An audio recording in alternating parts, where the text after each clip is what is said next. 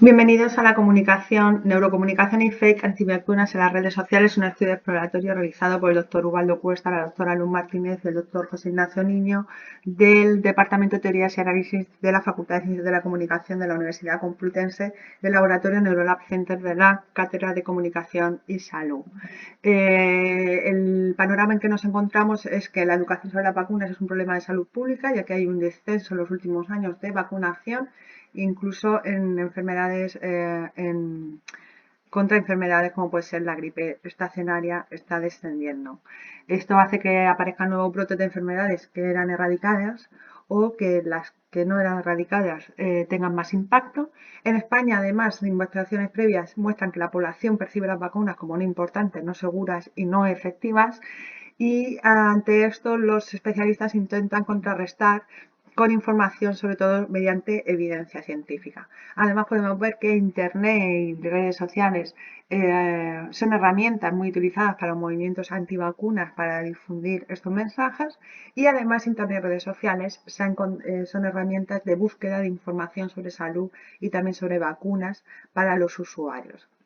Además, información de determinados sujetos, como son líderes de opinión, se perciben como fiables, haciendo que las fake news se divulgan de forma sin contrastar, y además se perciban como creíbles, ¿no? Cuando un amigo o alguien familiar no comparte o le da like a una publicación, nosotros lo vamos a percibir como más fiable.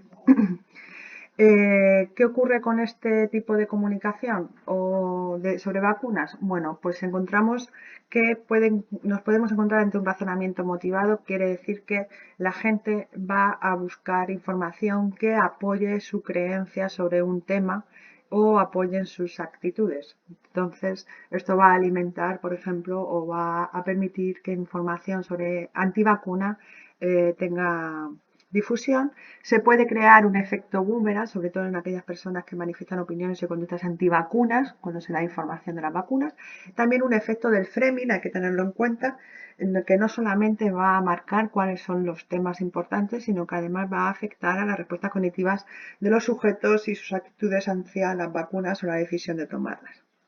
Por ello, según la OMS, hay una gran necesidad de una mejor monitorización de la información que se da, tanto de las vacunas como antivacunas, y las necesidades informativas que tienen los ciudadanos. Por eso nuestro objetivo es entender el comportamiento de las comunidades antivacunas en redes sociales para poder realizar una comunicación eficaz y poder combatir la desinformación. Para ello vamos a analizar mediante técnicas de neurocomunicación la eficacia de las estrategias empleadas antivacunas. Lo vamos a hacer a dos niveles. Por un lado, con el conocimiento de neuropsicología y psicología cognitiva, y por otro lado, como vamos a ver, vamos a utilizar herramientas de neurocomunicación como el eye tracking. Y también vamos a investigar las posibles diferencias de personalidad que mediaticen o sirvan de moderadores en la aceptación de estos mensajes antivacunas. Para ello lo que hemos hecho es una investigación exploratoria de estudios de caso case study. Hemos tenido que adaptar la investigación a la situación actual, ¿vale? Y hemos realizado un análisis semi-cuantitativo, exploratorio y cualitativo. Y hemos utilizado para ello la versión corta del Big Five, que permite identificar a los sujetos en aspectos de la personalidad, como puede ser neurótico o extrovertido.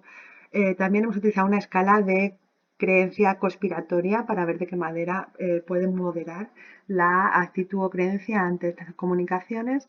Hemos preguntado también la intención de conducta, la interacción que harían con la comunicación y si contestarían la información recibida. Hemos analizado las emociones provocadas. Afectiva permite simplificar las emociones en 7, como el disgusto, alegría, enfado.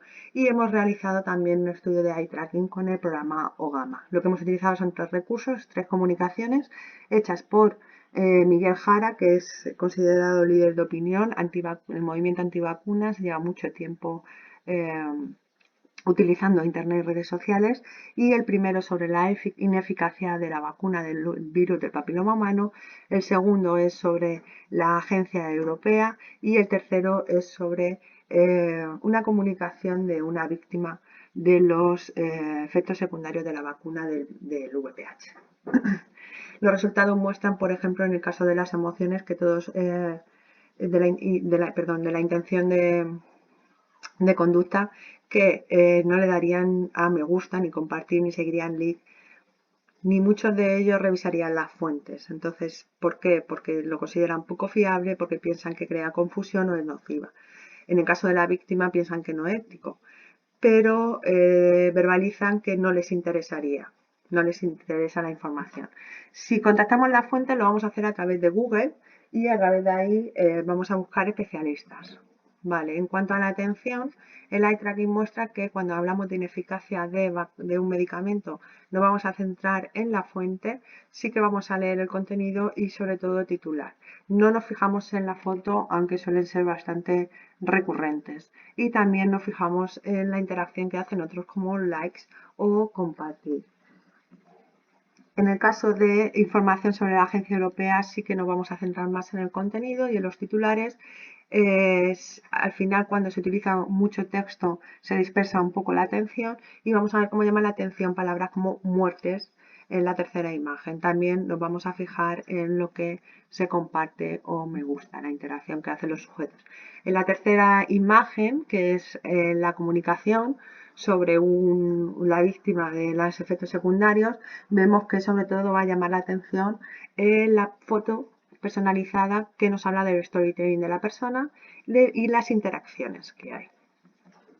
En cuanto a las emociones, vemos que sobre todo provocan emociones negativas, tristeza y miedo, aunque se perciben que no les interesa o que no son creíbles. Por lo tanto, están provocando emociones de forma no consciente. Por lo tanto, decimos que, aunque son comunicaciones que son poco fiables, no se contrastan porque por lo general dicen que no les interesa. Esto da pie a la sensación de falsa vulnerabilidad, de que esto no va conmigo o esto a mí no me va a pasar, lo cual es un problema, ya que evidentemente sí te puede pasar y es importante estar informado. Provocan emociones como miedo, disgusto, tristeza y desprecio. Cuando se habla de la ineficacia de un medicamento, provoca miedo y entonces sí se busca la fuente, y en el caso de el storytelling personales llama mucho la atención la imagen y provoca tristeza despertando nuestra empatía.